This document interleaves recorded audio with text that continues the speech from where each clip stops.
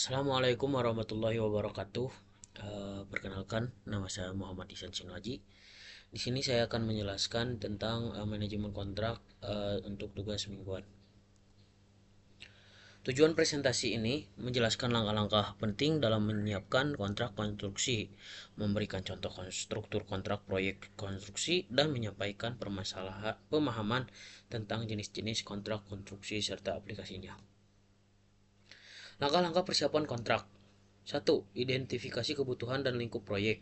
Menentukan jenis bangunan, ukuran, jumlah lantai, dan kebutuhan teknis proyek. Sebelum kita membangun, kita harus menentukan dulu jenis bangunannya, ukurannya segimana, jumlah lantainya ada berapa, dan kebutuhan teknis proyek lainnya. Selanjutnya ada membentuk tim penyusun kontrak, yaitu melibatkan pemilik proyek, ahli hukum, konsultan teknik, dan tim pengadaan untuk merancang kontrak yang sah dan menyeluruh. Di sini biasanya yang terlibat adalah pemilik proyek, konsultan teknik, tim pengadaan, tim pengadaan. Uh, Gunanya tim hukum di sini adalah untuk menyusun kata-katanya agar si kata-kata tidak rancu, tidak membingungkan dan berpotensi menjadi apa namanya bisa terjadi kesalahan di lain hari nanti. Selanjutnya ada seleksi kontraktor melalui tender terbuka, terbatas, penunjukan langsung tergantung pada nilai dan regulasi proyek. Adapun untuk tender terbuka ini tender umum, jadi siapa saja bisa mengajukan proposal. Adapun tender terbatas yaitu tender yang sudah biasa.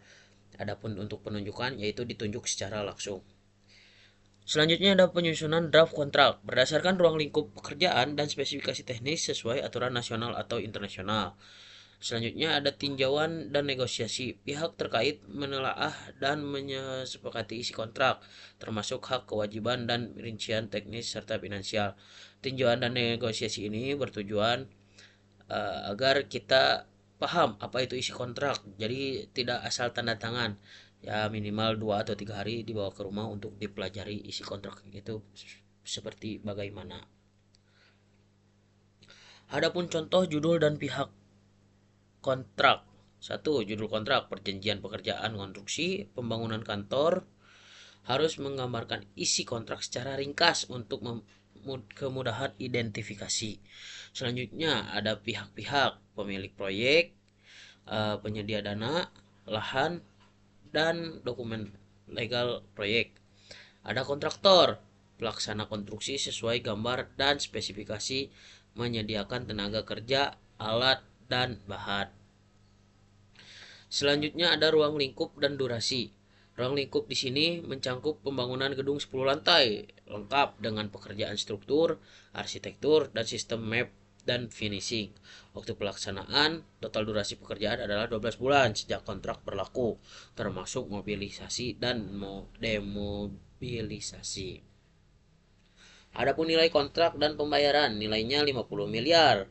Pembayarannya dilakukan 5 termin berdasarkan progres pekerjaan. Setiap termin harus diverifikasi oleh konsultan dan dilengkapi berita acaranya. Adapun kenapa harus dilengkapi dengan berita acara?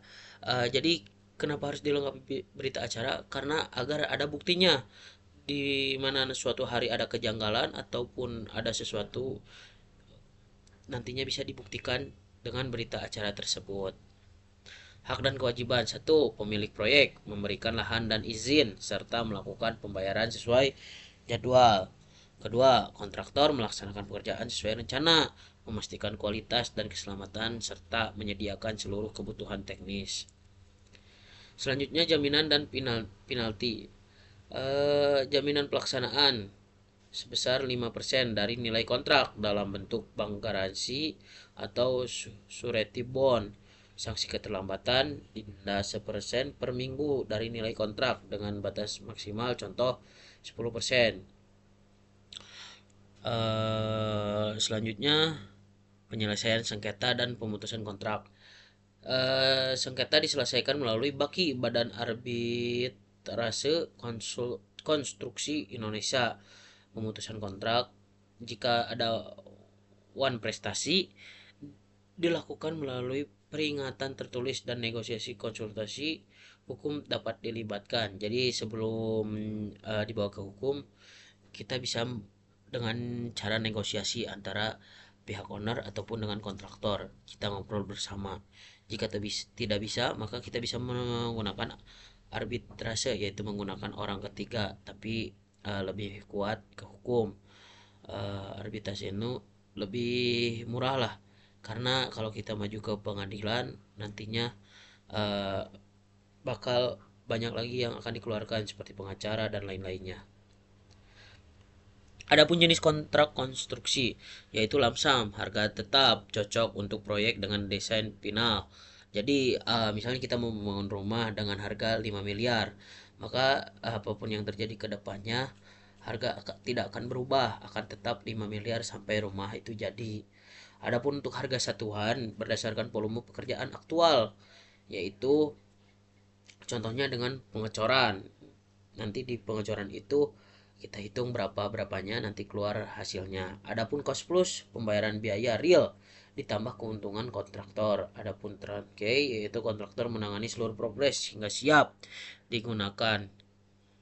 Adapun bot build operator transfer, kontraktor membangun mengoperasikan lalu menyerahkan umum untuk proyek infrastruktur. Mungkin sekian penjelasan dari saya. Mohon maaf bila ada kesalahan.